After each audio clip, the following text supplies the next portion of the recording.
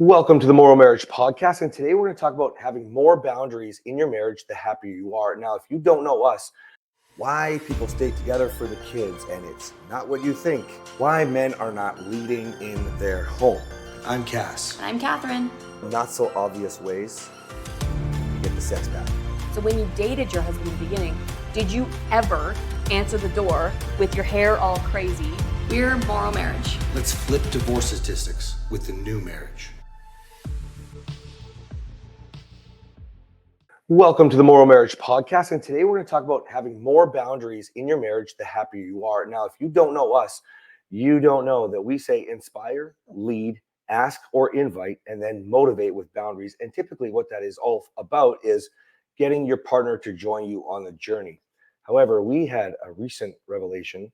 Well, hold on. Okay. Because there's a difference. There's two different types of boundaries. There's boundaries within your marriage. So when we're coaching you, we're teaching you about boundaries between each other. Right. But there's also boundaries for your marriage. So picture a little bubble around us where we have boundaries. And so it's us against you, right? So boundaries here is, I love that. Yeah, boundaries here is where are our core values and where can we sacrifice and compromise between the two of us? Boundaries for our marriage is, I called it don't pee on my tree because then I'm going to come for you.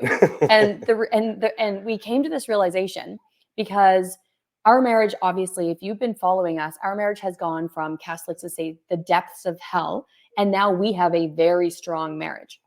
And I didn't really think about the fact that as your marriage gets stronger, you need to reevaluate the boundaries you have for your marriage. So things that you may have let slide years ago when you didn't actually value your husband, you didn't value your wife, you didn't value your marriage, you might have let things slide because you didn't care. You didn't care if people talked to your husband a certain way, if there was like little jokes that they might not have made you feel uncomfortable, but now you have a strong marriage. You've been working on it. We are not going to lose it. No, we are not going to lose it. No one is coming between us. Right. If you think back, there was an episode, sorry to interrupt, there was an episode a little while ago. It's like, why we won't hang out with you. Go check that out. That's us putting a boundary in. Yes, right? A good example, honey. Good memory. Thank you. So what inspired this episode today was I had a little bit of an incident. Oh yeah, it was for sure an incident. This is very recent, guys. Kathryn's 40th birthday party. Yeah. So it was a few weeks ago. It was in November, so it was all within the last month. And we had a lot of people fly in from out of province. One of whom was she was our maid of honor, actually. I've known her for like 15 years. And here's what happened. I felt a little bit uncomfortable with her interactions with Cass. Now, I don't have any issue with thinking that he's going to cheat, with how loyal he is. And I really don't have any issue with her either. And so I was getting these feelings that I was feeling really uncomfortable. And I bottled them down. I was like, there's nothing wrong here. I shouldn't be uncomfortable. I was basically invalidating my own feelings because I didn't want to have a conversation because it sounded silly. Well, as the weekend went on, it started to make me more and more uncomfortable. And this was a weekend that there was alcohol involved. And so, as you know, alcohol can make you act in ways that you wouldn't normally act if you were sober, right? So it doesn't necessarily mean that there's truth behind all of it, but it can reduce inhibitions. It can cause you to act more angry. There's lots of things that it can do. Changes your emotions a little bit because you obviously felt insecure. Yeah, I was feeling insecure. If you know how I speak, insecurity is a monster. It grips you. And where does your mind go? Right? Right. And so I ended up approaching her in a very aggressive way. And I did it, you know what? The words that I said were right. I followed my own advice that I would teach my clients. But the way that I said it, I came with daggers. So that's just a good thing to remember when you're thinking about like your tone and your body language. And 80% of communication is nonverbal. It's nonverbal. So what I said was totally fair, but how I said it was not. So anyway, we ended up getting into a little bit of a verbal altercation, and it was quite an incident. So lucky for me, two of the coaches that are in my program were there and they witnessed me do it. So and one was not drinking either, I think. One of them was completely sober. Yeah, right. So the sober one one of them has a few years experience. One of them has 20 years experience. So the one with a few years experience looks at the 20 years experience and says, what do we do? 20 years experience says, it's okay. Let's see how this plays out because there's nothing inappropriate happening. As I got aggressive, the person who I was being aggressive towards got even more aggressive, and I just sat down because that was not my intent. And so 20 years experience coach says, can I take you outside? And so my two coaches, so here we are, 3 of my White Picket Fence coaches, including myself, we escort me away so that nothing else bad happens. And we end up, they help me process this. How did I feel? Why did I feel this way? And in the moment, one of the coaches said, I think this actually makes sense. When, as you're saying this, I think that, think of the last time you saw this friend, where was your marriage? It was better, but was it as where it is now? And I said, no, not at all. Every day it gets better, let alone like 2 years ago. Right. And so she said, is it possible that your boundaries are changing? You're not feeling as comfortable with things that didn't bother you before. And I said, yeah, I think so. And then the next day when there was no alcohol in anybody's system, and that one coach was completely sober anyway, I had another conversation with 20 years experience coach. And she said, this is actually very common. She said, it's healthy to reevaluate your boundaries. And she said, sometimes it can come by a surprise because like it did for me, it's something that I was invalidating myself, telling myself it's not real. There's nothing to worry about. And there wasn't anything to worry about on his side. Oh no. But as I was able to express everything, there were other people that witnessed it. And they said, you know what, I thought that you were just being really way too cool about it, because that would have been violating my boundaries as well. Another strong couple, another strong wife came and said, I saw what was happening and I didn't appreciate it either. And anyway, so the moral of the story is that I did it in the wrong way, but I'm actually really thankful because I was able to reevaluate what kind of conversations and behavior is okay with my husband. And because our marriage has gotten really good in the past, it'll be 3 years in January where we really turned a corner. So in the last 3 years, that's a short period of time compared to the 6 years of hell that we lived. Mm-hmm. So it's been getting better and better. And it forced me into reevaluating what is okay. And you know what? When you reevaluate it, it is really important to recognize that what's okay for you and what's okay for somebody else, they might be two different things, but it doesn't matter.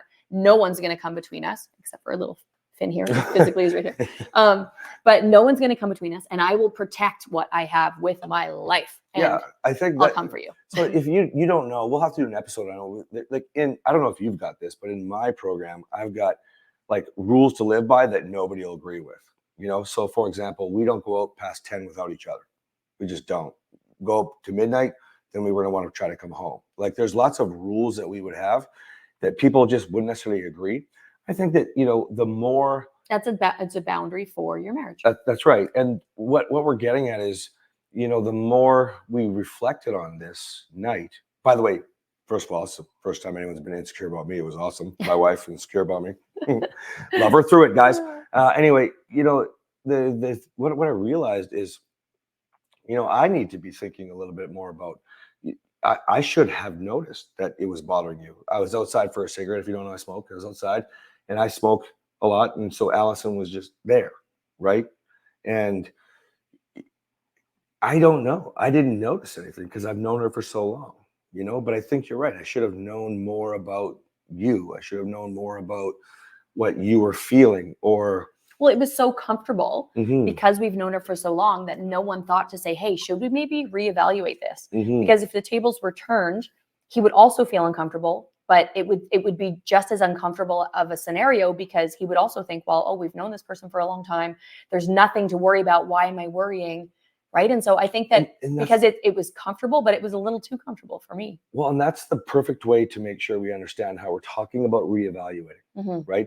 You see, Kathryn and I would never, one of our boundaries would never put the other one in an awkward position, right? So if we're out somewhere, I don't know, New Year's is coming up. So let's say we're out for New Year's. You're not going to go sit and chat with somebody for 20 minutes, right? And someone, especially of the opposite sex, a stranger of the opposite sex. You're just not going to don't go have a cigarette for 20 minutes with another woman. That's right. With someone else's wife. And on that same note, because we had a lot of people staying at our house, someone had brought up, she said, I just think it's just disrespectful. I would never go outside and be that long with your husband when I came here to visit you. It seems awkward to me. I have a husband. He has a wife. Why am I trying to spend more time with him? Even if it's unintentional, someone just said, I'm just very aware of that was a wife that was very aware of her boundaries already. And because we came from, crap to hell to heaven, basically. So the boundary has to change. So even though we've known each other I've known her for however long, I guess, 9 years, 6, I don't know what it is. But, even though now because of where we're at, now the boundary has to change. I have to treat it almost more like what it would be like if it was a stranger, because we want to protect what we have now. And I know that a lot of people are going to disagree on this, but listen, at the end of the day, what's the most important relationship in your life? It's your marriage, you know?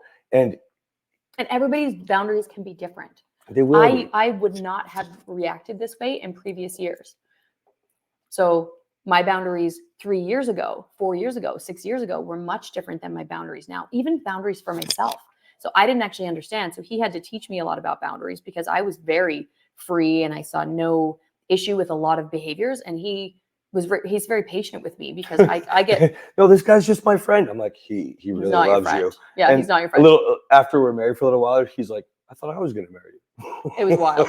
I've had a few like light bulb moments where I just, so he had to teach me some things. And so you go through it together. And, prior to now, all of these things caused really big fights, but you have to figure it out for yourselves. Yeah. I'm actually quite comfortable in the beginning when he wanted to enforce the boundary that, you don't, because it was like more of an ultimatum in the beginning. You can't. Well, in the beginning, it wasn't healthy. Yeah. It wasn't healthy, but now it's healthy. Now I see why he wouldn't want me to be out without him unless I'm out like at a girlfriend's house or something, but out without him with alcohol past 10 p.m. Well, he has seen how dangerous I can be with alcohol. So it's actually like, I'm sorry, honey, that I didn't listen to you sooner. We probably could have saved ourselves a lot of heartache. But do you know what I mean? So they not only have to change together, you have to reevaluate how you feel for your boundaries for yourself, and you can reevaluate the boundaries with each other too. But of course, yeah. This whole topic is about how boundaries, what does it say? The more boundaries, the happier you are. If you can have well-established boundaries for yourselves and your core values, as well as for your marriage, then you know exactly what it is you're protecting and why. There's no wondering, there's no gray area. This is what our boundaries look like, and this is why we have them. And yeah, you're going to feel a lot better. And one thing I'd like to say before we end it too is that, like, a lot of times you don't even need a boundary. Like, we just know we don't want to put each other in an awkward position. It's not like we don't make mistakes or don't think clearly. Like sometimes you're just having a conversation. Somebody talks to me when we're out. It's not like we're clicking at the moment, so you can hold each other accountable. But on a whole, like, we just would never want to put the other one in an awkward position, and I know we're sticking to this sort of one topic, but that could be for anything, right? It could be if we're talking about, when we just talked about goals and we want to do this, this, and this. Like, the whole point is we want to make sure we're there for each other and we support each other. So sometimes we have to put boundaries in place to make sure we reach our goals. Like, it just is what it is. So I think that the happier you are, the more boundaries you need. It never occurred to me until this whole thing happened. And I'm quite thankful because I do want to protect everything that we have. See, sometimes my psychotic behavior Your psychotic behavior. Can teach us something. That was the one and only time. And actually, it was the one and only time what? That you were insecure, as far as I know. I mean, you've asked questions before, but I think that was more. I thought you meant that was the one and only time I was psychotic. I was like, wow, he really loves me. Wow, no. He really loves me. He forgets everything else that I did. Yeah, but I think because it would have sent me over the edge back in the day. How the fuck did you think I'm gonna cheat or whatever? I would have assumed that you were saying and doing. I wouldn't have listened to anything. Right. And it was just such an easy experience to go through. And be there for you. I didn't get much of an opportunity that night. You were with the girls. Yeah. But the next day it was easy. Like, so yeah, I'm just thankful for how far we've come. Me too. So the moral of the story is tighten up your boundaries. If you need to, reevaluate them and you'll be happier. Protect your marriage. Don't pee on my tree. That's my tree. See you guys next time. Bye-bye.